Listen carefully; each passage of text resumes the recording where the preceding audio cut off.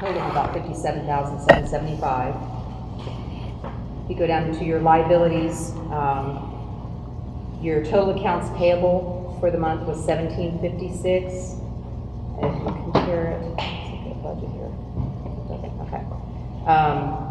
And bear with me, I do apologize, I'm not the regular manager here, so I'm not overly familiar with them. So last month we had $615 in architectural reviews fees, which you paid for them to go over any type of modification that you do to the home. Prepaid assessments only about $20.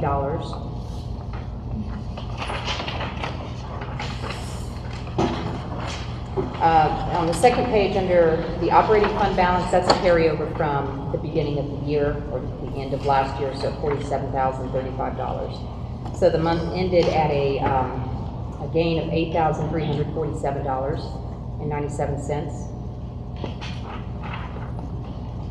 If you go into the income statement for the month, income-wise, trended a little bit under or over budget, so brought in a little bit more money than was budgeted by about $5,005. Under your expenses, under administrative, came in under that as well, came in at $564 compared to the $1,567 that was budgeted. Under communications, which carries under printing and copying and postage, that one came in over budget by about $386. There were some notices that had to go out, I believe. That is what came in over. And for the year, it's over a little bit. Let's see. The electric bill came in a little bit, about $256 over budget. Year to date, it is under budget though. Your landscaping came in under by about $2,000. Jump down. There was no expenditures under contracted services or repair and maintenance for the month. However, for the year, repair and maintenance, it is tracking under budget by about $4,400. Then under professional services, total $3,092. That one came in over budget. The collections, the charges for the, there came in a little bit over budget. That was something that hopefully you'll see on the tail end under income as people start paying the assessments. So for the month, they were under by about $44.62, but for the year, I'm sorry, they are over by about $44.62, but for the year they are tracking under still, by about $4,800. Any questions or? Yes, ma'am. The prepaid assessments, is this $20.99 for the month only? No, the prepaid assessments it's for this period. Usually it's for the remainder of the year. Like if you pay quarterly, it would be the rest until the next assessment hits. So I believe you just have your other. I paid mine first of the year. So from my perspective, there should be at least, $60-some out there. Right, but it would be for, do you quarterly, is that right? Quarterly, yeah. Okay, so October 1st, so when the assessments for the October assessments were placed on the accounts, anybody that had prepaid through the end of the year, that zeroed theirs out. So that's why it's so low. If you were, monthly, and if you prepaid for the year, obviously it would be a little bit higher then. Does that make sense? Not really, but okay. Any other? You prepaid 4 payments. what? Basically, you prepaid 4 payments to them. Yeah. So they've charged your last payment. Right. October 1st, they charged your last payment. So now you have So a your zero account would be balance zero. until January 1st. So that's why the prepaid. So what account is that money sitting in? The assessment account then. It would go Yes, into the assessment account. Correct. Because that would then be considered a collected assessment rather than a prepaid assessment. So are these like cash? This is cash, this is balance sheet. It's modified accrual. Yes, sir. Yeah, your annual postage budget, besides mailing out letters to people that are not in line with whatever, what other fees would be included in postage? Annual meeting notices, any type of notices that would have to go out. I know it's a minor amount, but I mean, you guys continually send out these letters that are just ridiculously wrong, and then you admit on an email dating back to the 10th, sorry, we just mailed. I mean, if that's a minor detail, I wonder how else there's some other interesting issues going on within the money here. I mean, I'm highly questioning a lot of this. But with the postage alone, I just needed to know that from the bulk of your postage is sending out letters to homeowners who may or may not, depending on the accurate record du jour that your company has, there's some fat there. Is there fat in other areas that need to also be looked at, I guess, is my main concern. But thank you for clearing that up. Any other questions? I'll second that motion. I do too. Well, one thing for everybody to keep in mind, we talk about this every year, but we'll talk about it again, is the homeowners are making a contribution that covers about a third of this budget. And the rest of it, the developer's paying. So when the developer is paying, how much, Bill? $250,000 a year? It's about 200,000. $200,000 a year. So when this gets turned over to the homeowners, then you'll have full liberty to scrutinize every category of expenditures that you care to and do things differently, do mailings differently and so forth.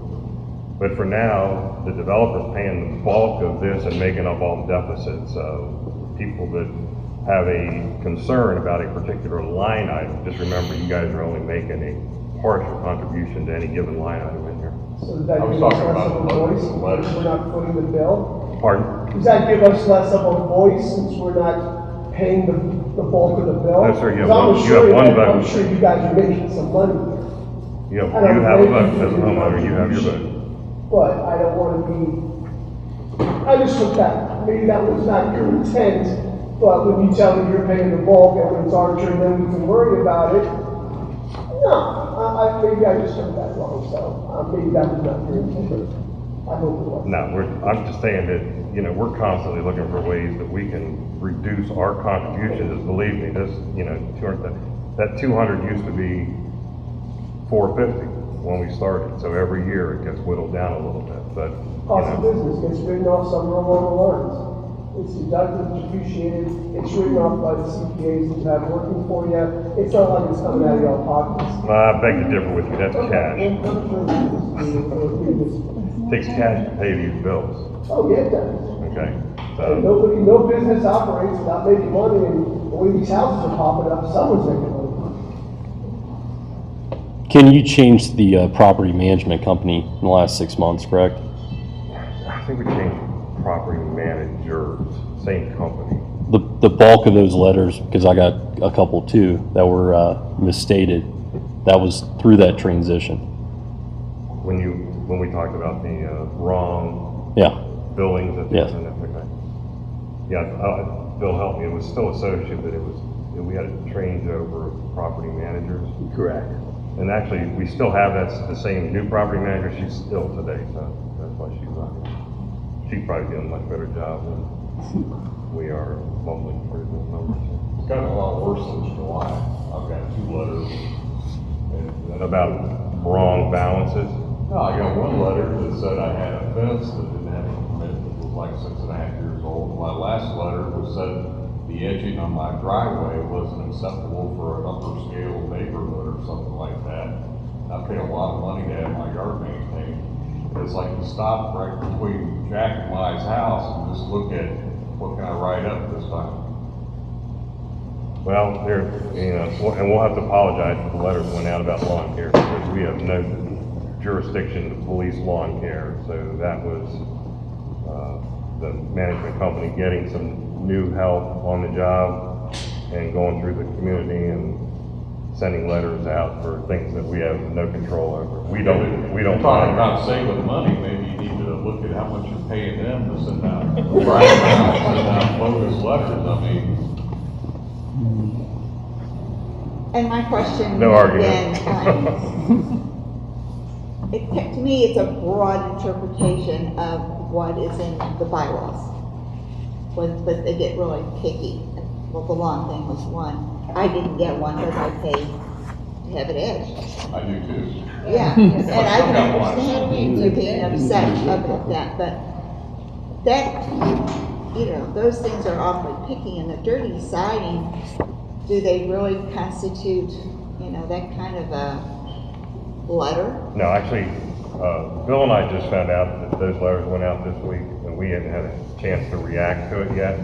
So I don't know if the game plan would be to spend more money and send an apology letter out, or, you know, just hope that the word. Maybe the letter should go out to one of you looks at it. See if Until we you- look at I would think it. you It's could just like, copy one of those letters. we will never, under our oversight, knowingly send a letter to anybody about their lawn, their siding.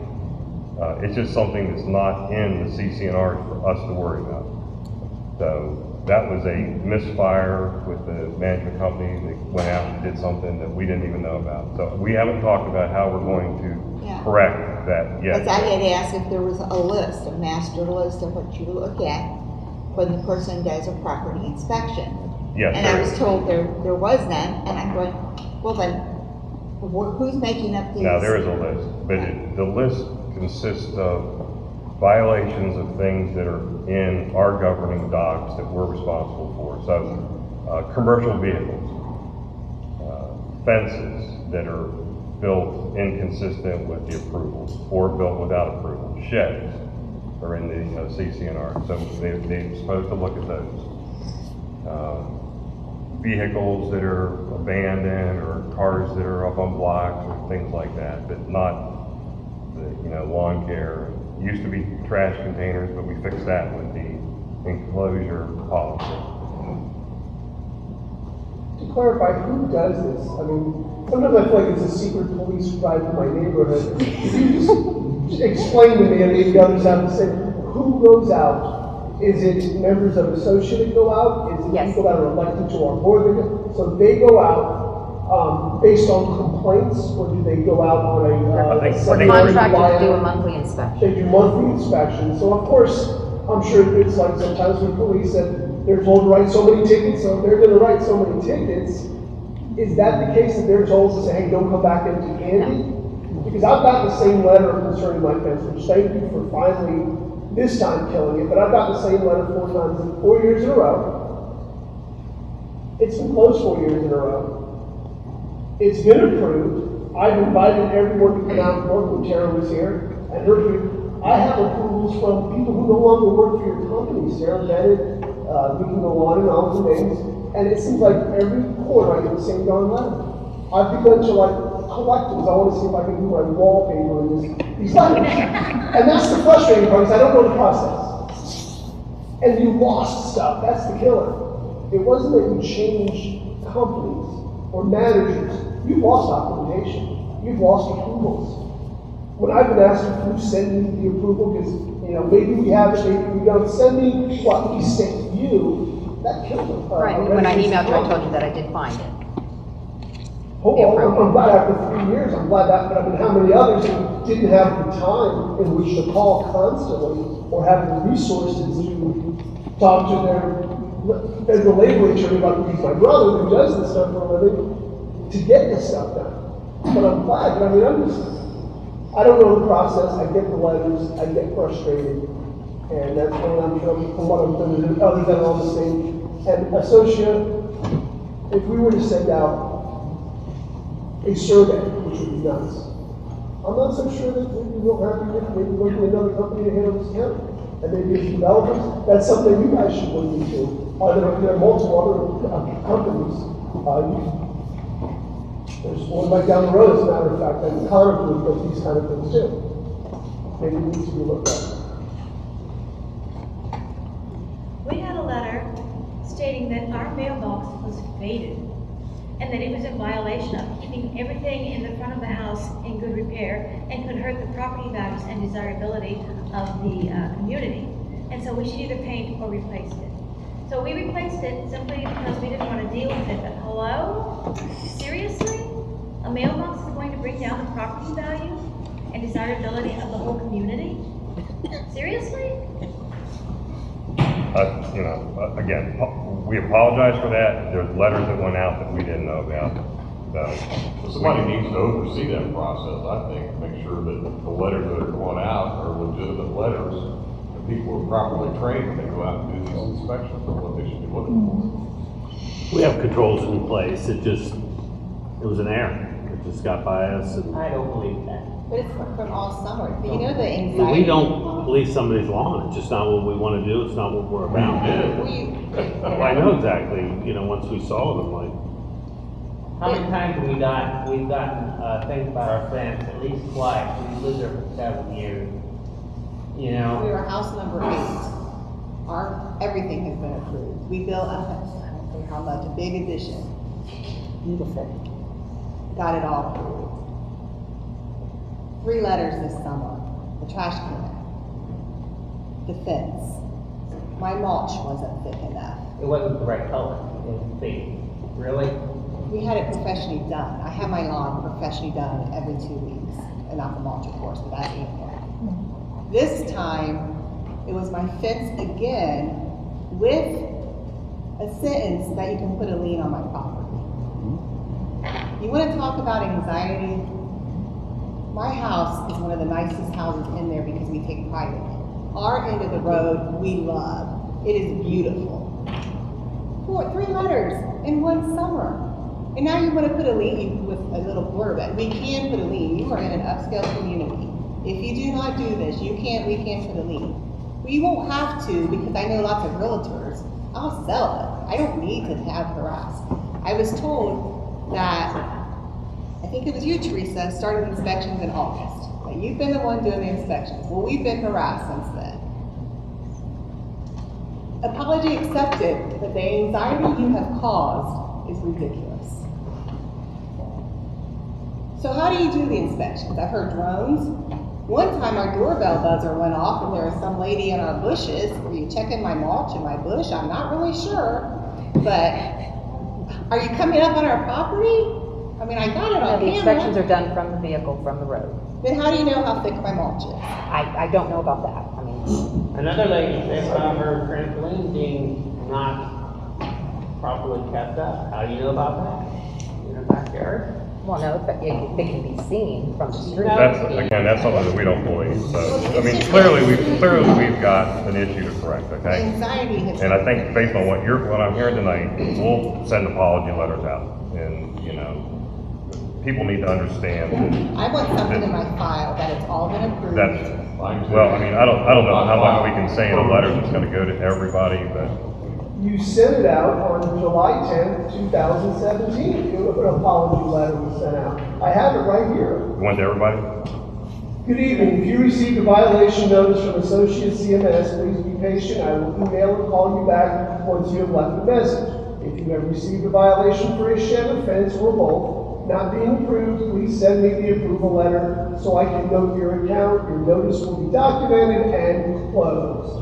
If you do not have approval, you will need to send the application, survey, plot plans, and a picture of that shed or fence. Please, if you have any questions, please contact me, Tara. And then you went back out and did it again, as I just got 3 letters again. So when you say you apologize, I think at your level, yes, you believe in that. But I guess in another few months, we'll be sitting here apologizing to me again. And to be honest, I don't think anyone has received a lien on their property. Because once they do that, we have to action on it. Well, they probably won't. They Don't threaten won't, but me. if they do, please, I will give you the labor attorney that is waiting to show damage. Because once damage has been shown under the Ohio Revised Code, it's actionable. I have the letter in my And the purse. threats don't I see matter. it. Problem is with your letters that come out, you say that, you apologize, and then you do it over. You apologize, you do it over. 6 months from now, it'll be somebody new's on the job again. There's always an excuse behind it. When's it gonna stop?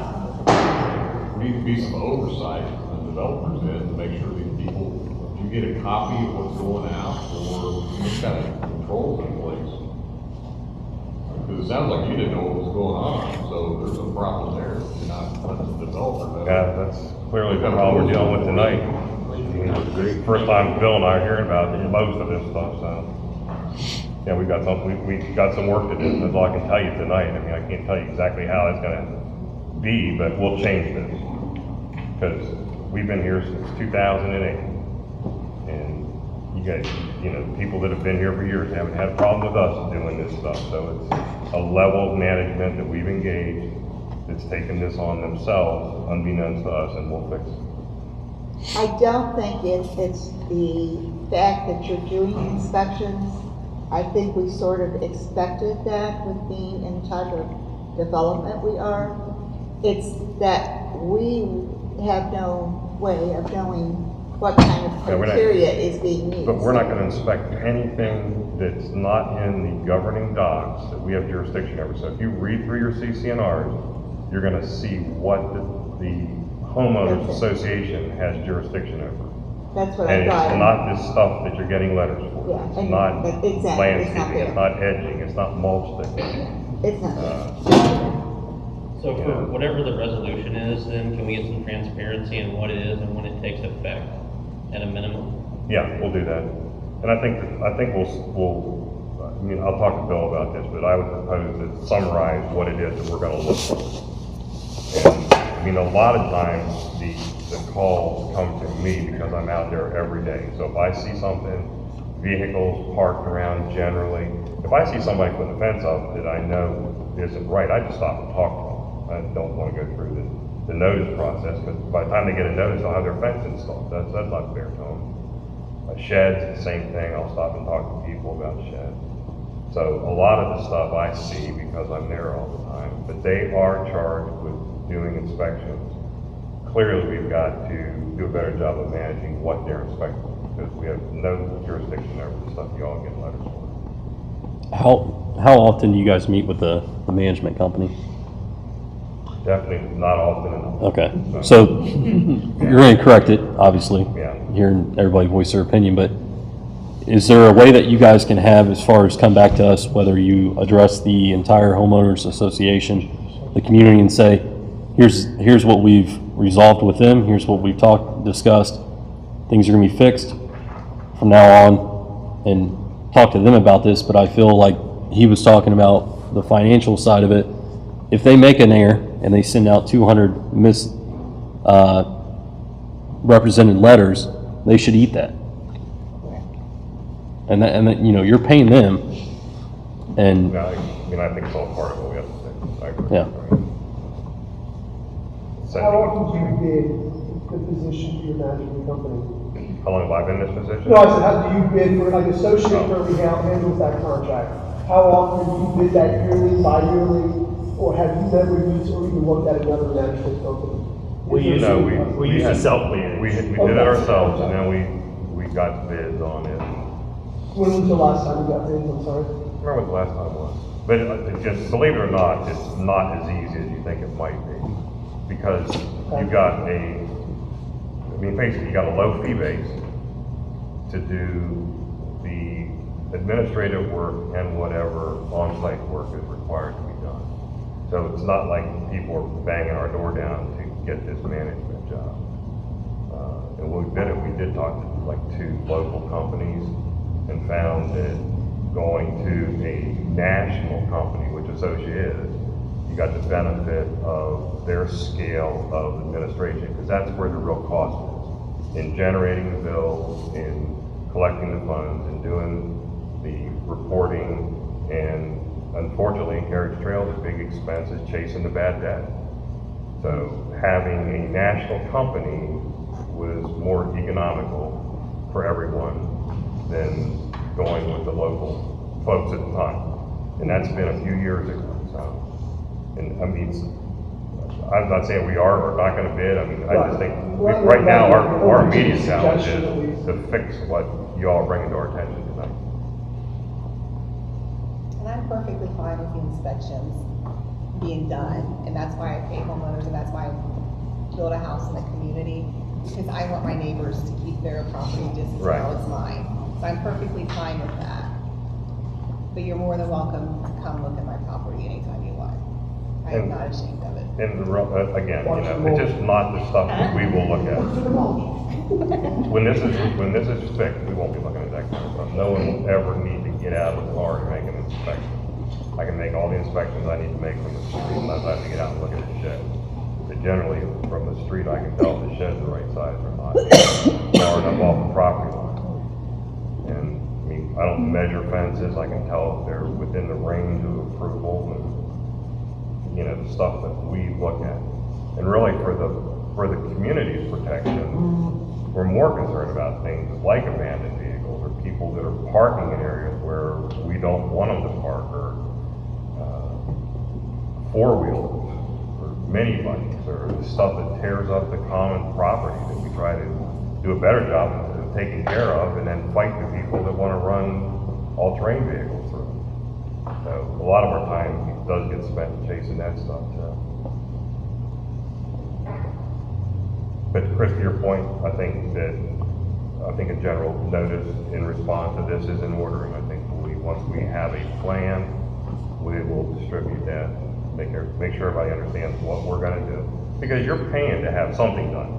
You definitely aren't paying to have done what we're doing here, but you're paying to have something done. We want to give you what you're paying for, and it's in our interest to keep the community looking the way it does, because that's what sells the homes there. I mean, we're selling 120, 130 homes every year. I mean, Carriage Trails has a great reputation, and it's got a great look to it. You know, people always compliment us on driving through the community. We want to keep that up, and that's to all of our interests, ours and yours.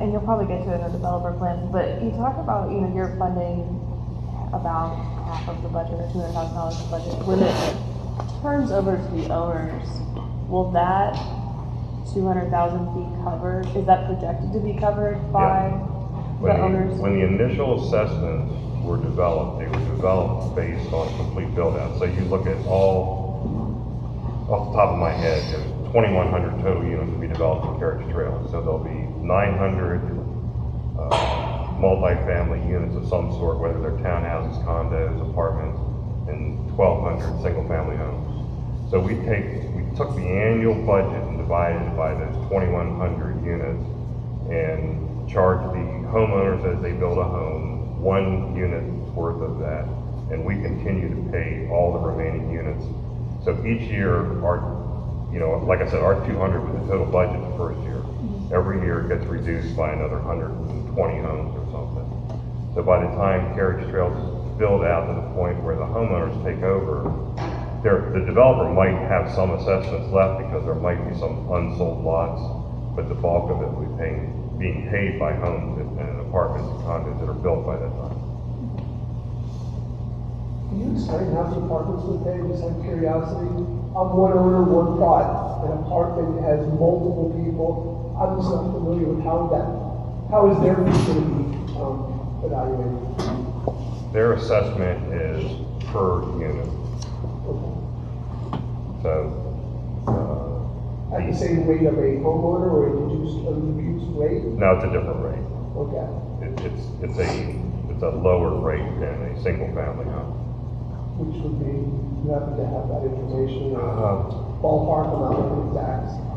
$150. $125. $125 a unit. When we see the apartment, and there's 200 apartments, everyone's going to be paying $120, $125. Yeah. And then the owner of the apartment community is responsible for that, not the renter. Yeah. So there's a fee structure throughout Carriage Trails. So, a condo might have a different fee than an apartment, it'll have different fees than a single family home.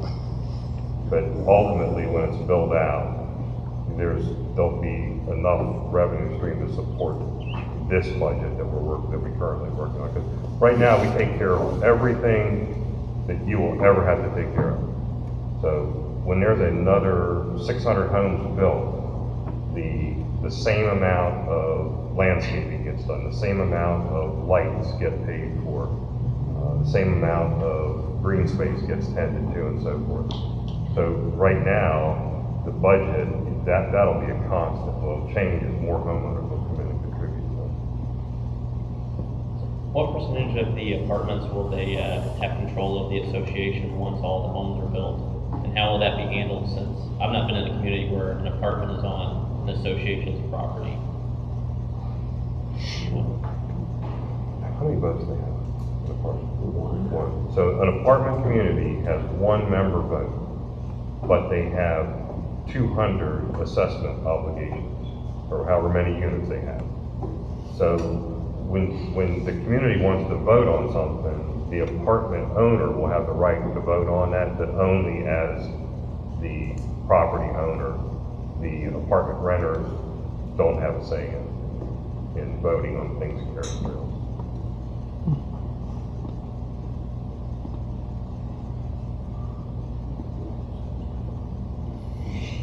Any other questions about? Since we're talking about apartments, I live on Astor Way. And my house is less than 100 feet from the construction on the senior apartments. Do we have any kind of a timeline on when that's supposed to be finished? Because one of the notices I got was that my house needs to be power washed, which is kind of silly because 100 feet away, they're still driving on dirt roads and building things. And digging, and still digging. Well, first of all, that was another bad notice, so sorry to use that. Yeah, I mean, we never will tell you to power wash your house. Just something we don't have jurisdiction over.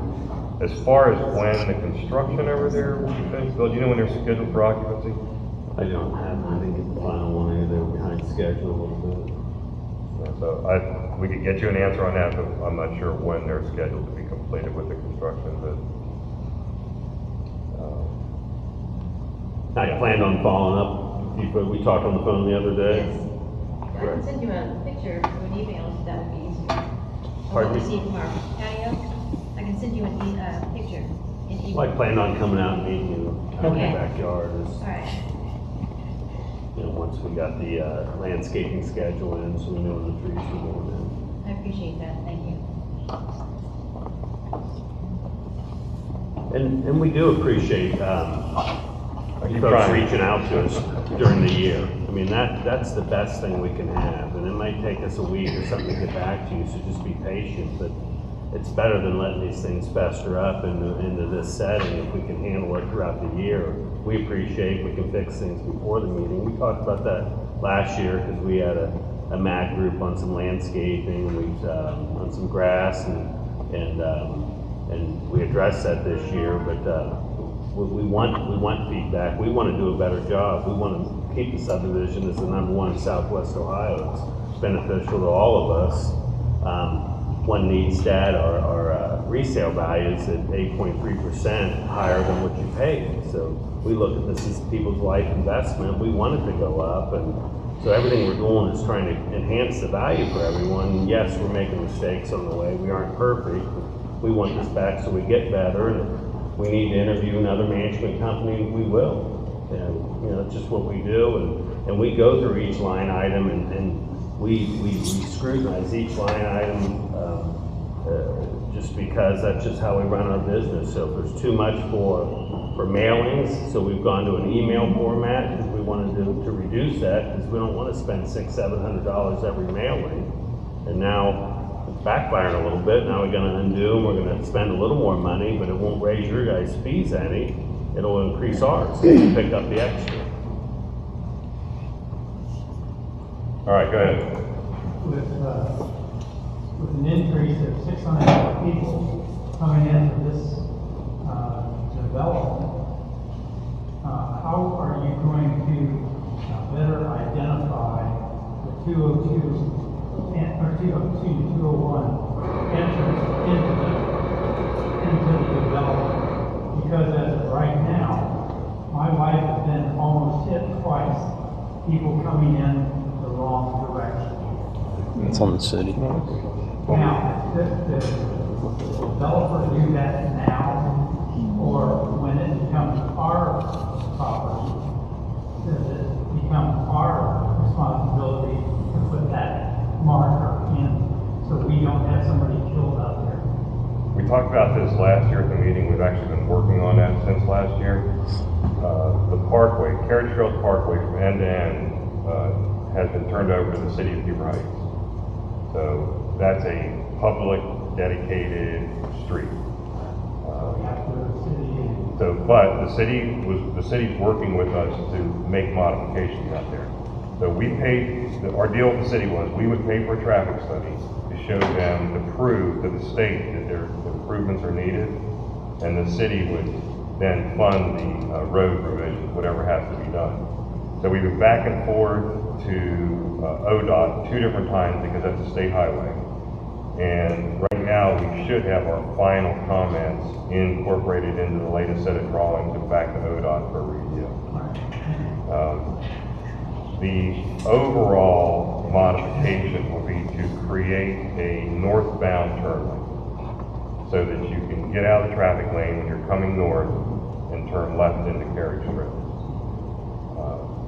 Part of what we're trying to work through is the state wants to get rid of the sweeping southbound, outbound of the carriage trails. So if you're going out of carriage trails south on 201, they want to get rid of that big sweeping turn and drive everybody through an actual intersection. Yeah. So as we worked with the city on developing the plan, one of the things that happened is, we thought we were going to do a lane widening, which we actually have enough land on our side of 201, which is in the city of Beaver Heights, that we can do it. But if you go on the other side of 201, you got to get it approved through the state because that's not in the city of Beaver Heights. So that's complicated a little bit, and then when they wanted to make that revision to the outbound lane, that really turned it into a whole different project. But the city is committed to work with us on it. The traffic study proved that it needs modification. It doesn't need a signal. It doesn't warrant a traffic signal there. And coming south on 201, you'll always have the ability to sweep into Carriage Trail Parkway without having to be in the intersection. But this plan will make some major changes to the outbound Carriage Trail Parkway. So hopefully, if the state has the final comments now, we'd have something in spring to be working on. I'm most concerned about This winter. Yeah.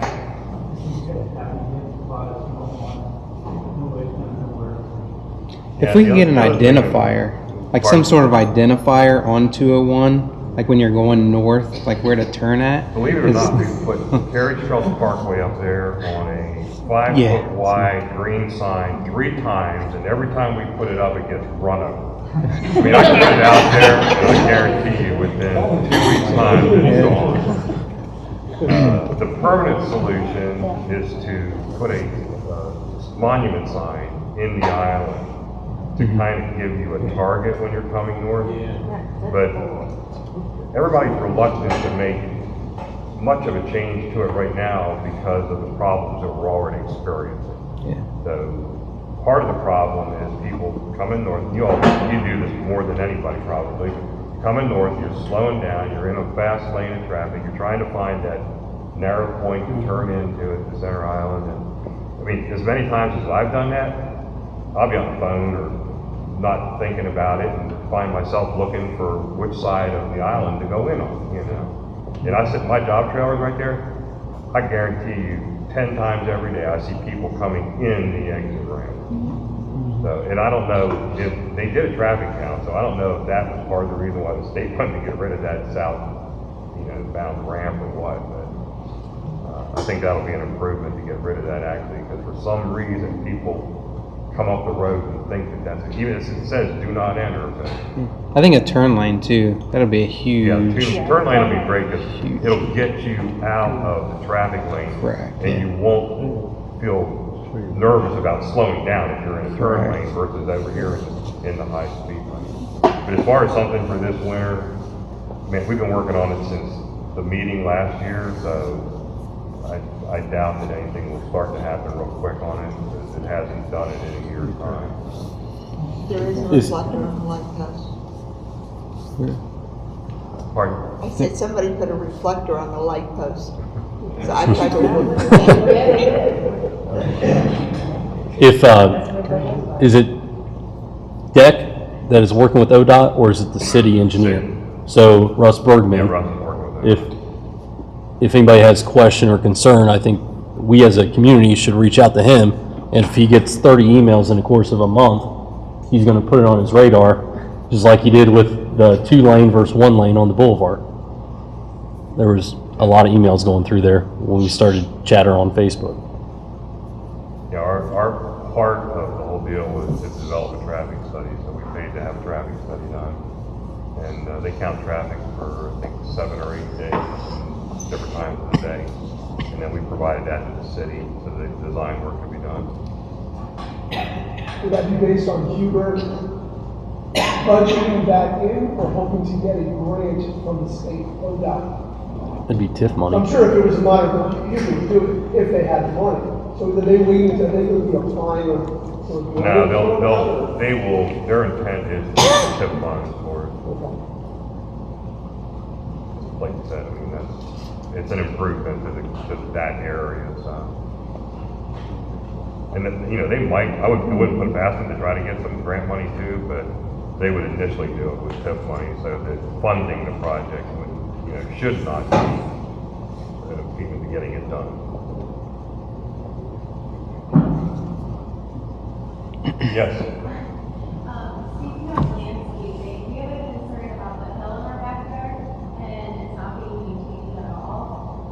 We live on a pretty new street, so there's still a lot of construction to be done. Are there plans to keep that better once the house is complete? There'll be some weeks where they mow the other side of the road, and then our side will skip. Which street do you live on? Right, where a lot of bears spots, a lot of weeds. Then we'll mow the good side where everyone can see, obviously. Yeah. And then on our side, we'll mow like the second or third time, and then we'll leave it like this. And You ever see them mowing it? Are they on the tractor? Yeah. That's, we got a problem with that hill that we have to address, because it's so steep that the mowers can't get on it. What about weeds and things like that? Because obviously our grass is sort of off the side. Yeah. Then you get to that part and it's dirt, falls on all the spots, and grass top of it. And are there any plans to fixing that? Well, if you look at all the green space and carrying trails, it's just, our strategy for green space is to nourish the turf so it takes over the weeds. So we don't do weed control in the 130 acres of green space. We do weed control on the parkway. And then in other areas, we fertilize the grass so that you get strong enough grass growth. But we do have a problem on the back of that hill because of the steepness of it. I'm talking about the seeding, there's like nothing, Well, I'll look at it again. We looked at it earlier this fall, and then with like right now, the temperature's probably, or the weather's probably okay to do something. It was, we can't get the seed to hold on the hill. It's gonna rain a lot, because it just washes the seed off. We've actually tried seeding it, but I think it's gonna require some regrading. But that area is on our radar to fix.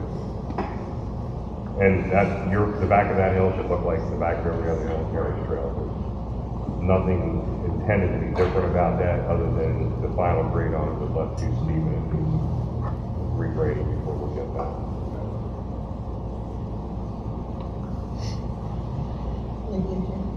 Yes. Justin, Bill, when did you say the landscaping was going to start on like Baxter Way for the 55 and older apartments? Where they're doing the construction at, where the landscaping, the back part of it? People that had bought homes there. Did you say a date that they were gonna do it, or? We don't have a date yet. Oh, okay. We put in, we're hoping to get it this fall. We'll get it in this fall. So we took it out. We took the trees out, and we raised the hill like 2.5, 3 feet. And again, with the weather this summer, between too wet, they weren't able to dig the trees. Right, So right. They're just actually starting to dig fall trees. So we have the order placed, and I know Bill wants to get involved with the people, and like, we're gonna lay them out and so forth, and try to strategically place them. But yeah, we'll get it planted this fall. Well, I'm not in a big hurry. Well, it's been good, actually, on that hill, it's been good because you get, with the turf's getting established. which is, Right, You know, better exactly. to do before the trees are planted any Yeah. other time. Since we're talking about landscape and trees is a big asset to that whole community. I was, going east on, Parkway, and I counted, I didn't get through half the development, and I counted 70 trees that had dropped their leaves premature or had no leaves on. And I didn't get to the brand new part of Carriage Trail Parkway that had the new landscaping on, which trees in that area were almost all dead. So I would guess at least 200 trees had dropped their leaves or had no leaves on. But that's not an excuse. Why? I mean, I know years before, you used to come around and water. I haven't seen that in 4 years. Well, this summer, they probably drowned because of all the rain we had. They had leaves on. Yeah, I just, actually, 3 weeks ago, I did an assessment with Scarps that we buy our trees from.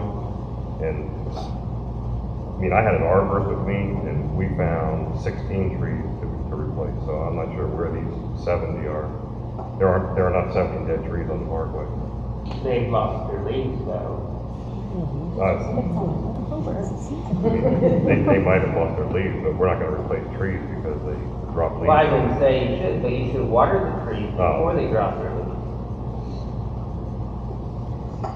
I mean, it's cost management, you know. I mean, if trying you're to- gonna say we live in an upscale community, I'm sure Centerville or any of those beaver trees developed down there, they don't have dead trees. Probably not dead, they're probably. No, they're not dead. They're not dead, no, they're not dead, they lost their leaves. Yeah. They lost their leaves and. The root ball will be fine, Yeah. but still. Yeah, so we'll replace the dead. They'll be on our fall work list, replace the dead tree. And, you know, we'll miss some because sometimes over the winter some die and in the spring will get them. But, I mean, dead trees along the Parkway has not been a widespread problem in Carriage Trail. And when we've watered them in the past, generally it's been where we planted them in the spring, and then that first summer we put water on. If we plant them in the fall, then typically we don't have to water them, because they'll get through the winter and they'll have some growth for the first summer.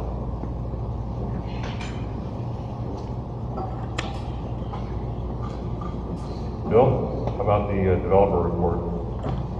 Well, you've hit a lot of, you know, one of the highlights, I wanted to talk about the appreciation, so I'd mentioned that at the, you know, the 8.3%, and that's, you know, roughly $17 million of resale, so that's excellent.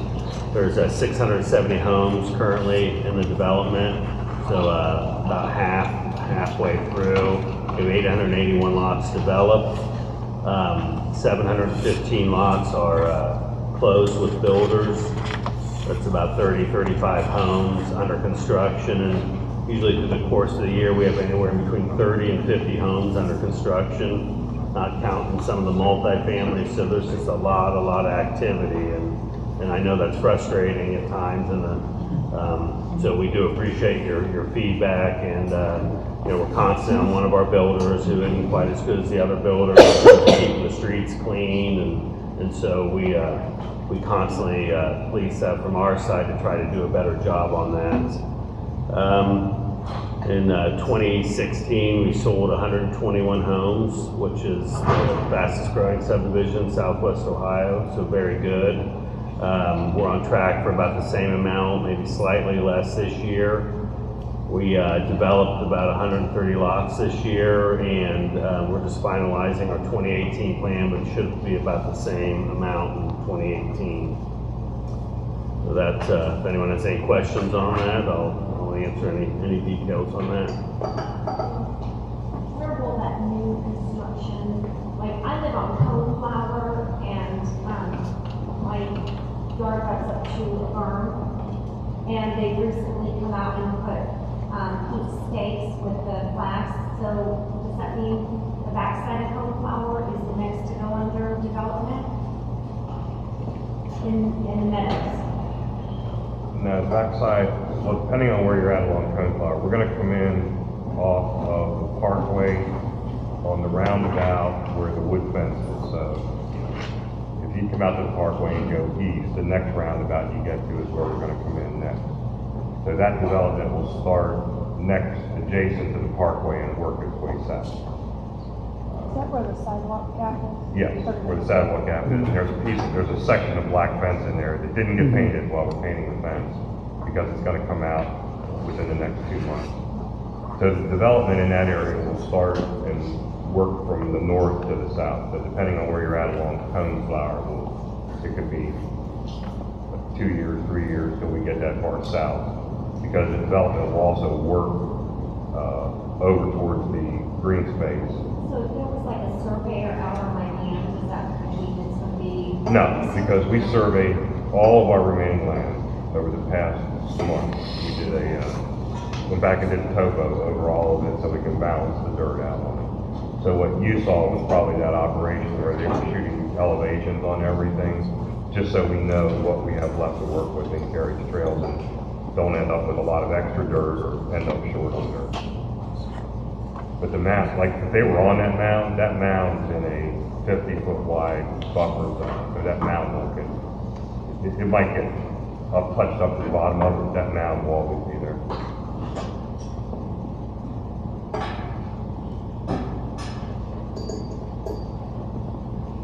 How closely do you guys work with the school district?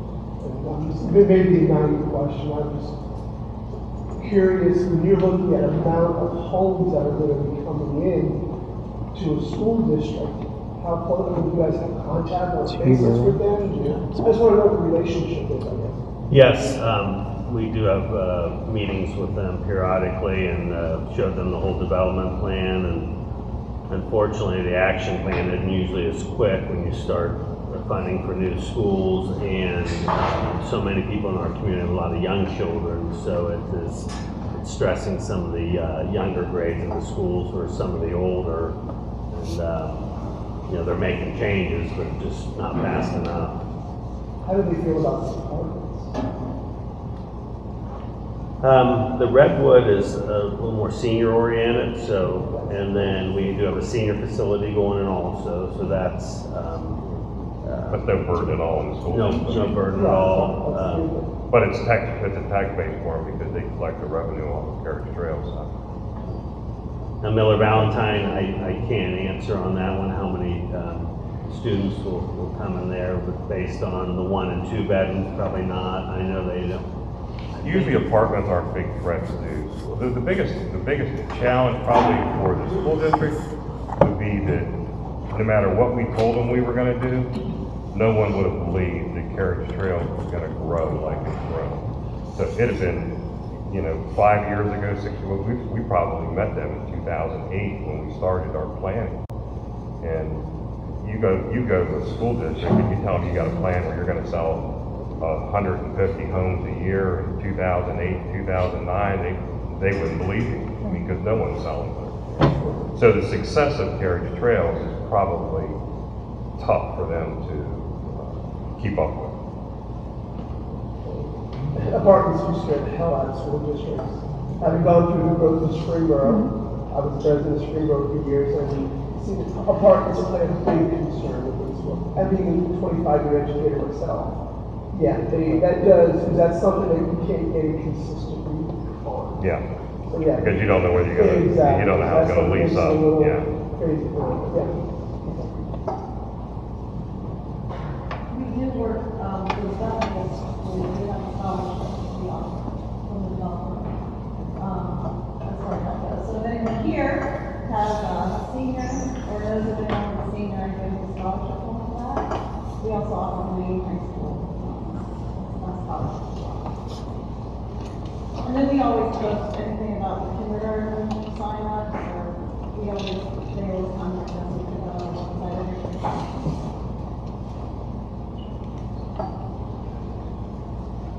How about on the assessments for 2018? There is no planned increase for the 2018 assessments. so they will stay the same. And obviously, there's approximately 35 homeowners that, you know, have an outstanding balance of more than one assessment. So that those will be, you know, pursued within the guidelines, you know, of the declaration, turned over to an attorney, what have you, to try to get that down, so that get all the assessments in. That way, you know, hopefully you don't have to have an increase in the future either. You know why those people aren't dealing in their assessments? It's a variety of reasons, you know. What kind of reasons are we hearing? Well, they're going Probably through the attorney. protected under some You know. credit law that, you know, we shouldn't share reasons that they might have for why people don't pay. Our problem is just they don't pay and we got to chase them. It costs us money to chase them, and if they owe us $2,000, we end up getting, you know, a fraction of that until it's all said and done, and it just hurts the entire community. Have you seen a trend with it, like, being the first assessment? Like, I know we had trouble setting ours up. We never got a bill, so then we got a late fee and all that These stuff. are long term. Yeah, these are long term. Yeah. Okay. Right. Yeah, most of our bad debts been dragging along for a while. Well, they use my check when I send it in every year, and I get the full year. So, that is. Yeah, these are multiple years, you know.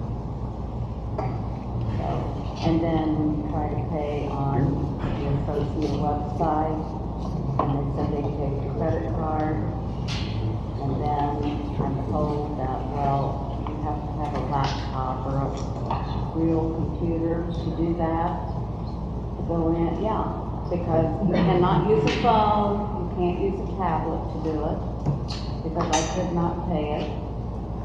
So finally, I got a laptop, I paid, and never did it tell me there was a fee or anything else. Put that on a credit card, because that's the way I prefer to pay. I get money back on those all the time. And Well, when the I fee is got to what's the charged to end, the association. If there's I'm no- sorry? The fee is what the credit card processing company charges to process it. Yeah, well, it's almost 5%. It's 4 point. I mean, that, Way there's- out there. most of them do have But you're not processing fees. warned, you're not told, you're not anything. I It thought it was is on the ridic- website. It is ridiculous in this day and age if you can't use a smartphone to go on and access a credit card payment on a website. That makes I no was sense. not familiar or aware of that. I had no idea you could use a phone. Yeah, well, I found out the hard way. I don't Because I tried and tried and it didn't work. And then that's what I finally got. And people were supposed to call me back because my check had been lost. And we went through this and nobody called back. And I finally called and then they told me I could just, look, got a credit card, I'll just, you know, pay it, I'll set it up and get it done and it'll be there and forgot about it. And then I was told, oh, well, I could do that, and then I use it's an Android phone, but I do my banking on it, so it seemed like it ought to be reasonable that it would work. And I had to use a laptop.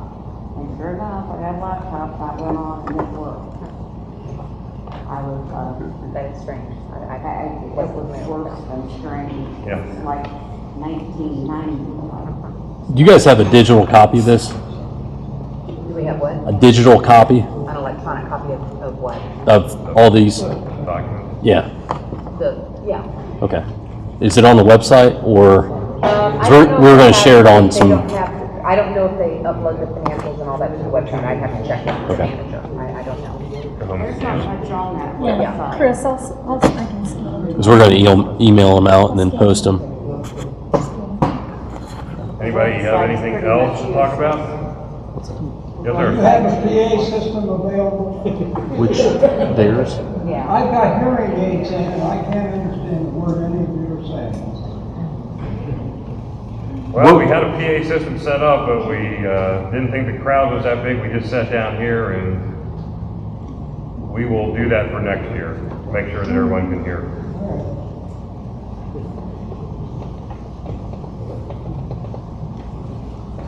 All right, anything else? Yes. I was wondering, what about the people that have built sheds that almost put a car in?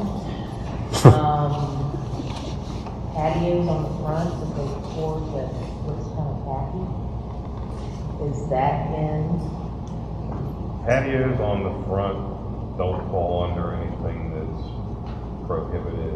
And like if you just pour a piece of concrete out front, it doesn't fall under anything that's governing documents.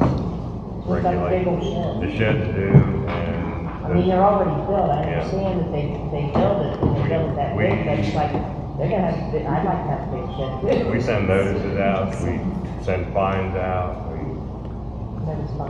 you know, part of the thing with any community, the CCNR, we're not a police force to go out and make everybody good. So part of what has to make the community good is everybody has to wanna abide by the rules. Well, that's why everybody hopefully bought here. Yeah. Because of the HOA, and you're supposed to follow the rules. I mean, That's right. And if you have people that just don't care and don't want to, there isn't really a lot we can do to make them. The trash can enclosure, somebody just fixed a piece of vinyl siding, so it hides it. I mean, that's cat. And there are enclosure guidelines, you know, those kind of people get a notice. I mean, I'm not sure if that particular one did, but if we saw it, that would get a notice, that would warrant a notice. So, but we can't go and make them. Oh, I do it. understand that, I understand that. We can't go and make people tear their sheds down because they don't comply. Well, somebody did tear their pool down, they had a above ground pool, and it was there for the longest time, and then it was gone, it's like, so long, what happened to that one? Some people care about being in violation. You know, and some people find, I mean, if people go through the correct approval process, they would know ahead of time. Right. Most of the stuff that's in violation is because they didn't even go through the approval process. So they don't care enough to know what they're supposed to do. Then you gotta get them to care enough to realize they made a mistake on top of that, you know, so. But if somebody tore something out, then that's probably somebody that cares enough to wanna be in compliance. It was up for a long time, I saw it, and what was I gonna do, you know? But then again, it was gone, it's like, what happened, somebody busted? Anyone else? I have a quick question about the paving in the paving repair on Yes. Forest Edge. Okay. When they put the second lift of asphalt on Scarlet Oak and Sunset Maple, Yeah. they graduated it somewhat. They've done the repair along Forest Edge, but there's a pretty good sized lip still, or is there gonna be another? Yeah, what we did Soon? this week was do the sub repair. So the base that was Right. deteriorated was completely ground out and replaced. Right. Now we'll come back over and put a whole new top layer on it. And when is that scheduled? Probably 3 weeks, because we have to do all the concrete work first. Okay. We got the milling guys in to take care of the patch. But I noticed that's on the rough edge there now because It it's is, ready for it's, pavement. yeah, it's so not they took as the nice as taper out. what they did last time. So it'll be 2 to 3 weeks, get the concrete work done, get it cleaned up and get the papers in. Great, thank you. Anybody else before we adjourn the meeting? Quick question on the sheds, besides it's going to be surrounded by them. When you say you can issue a fine, what is a fine? Is it a flat fee, a percentage? And my neighbor told me, he said, hey, I'll pay $5 in advance, here you go. It didn't sound like We had people come in last year that wanted to prepay so they could violate the basketball rules. Yeah, exactly. Some I mean, people that's just the think mentality. it's a worthwhile Fine is expense. not substantial enough. I think it's $50 and there's some kind of, don't everybody write this down, but I think it's $50 and there's some kind of repetitive occurrence that can happen. I don't think it can be, I don't think it's every month, but I think you bill $50 and then they've got so long to comply and pay it. And from our perspective, some of that stuff feels like your hands are really tied because when there's something that's like a blatant violation, you want to go out and do something about it right away because all the other people that made the application and were told they couldn't do that are upset that someone went and did it. you know, that's not the way we want it to go either, but. They're paying $50 and Yeah. if that's what it is for the year, they said, all right, that was 5 years, here's a check for $250, yeah, I'll see you in 5 years. No, it's supposed to be more painful than that. Okay. but- I'll go for Yeah, it's supposed to be enough that we get your attention.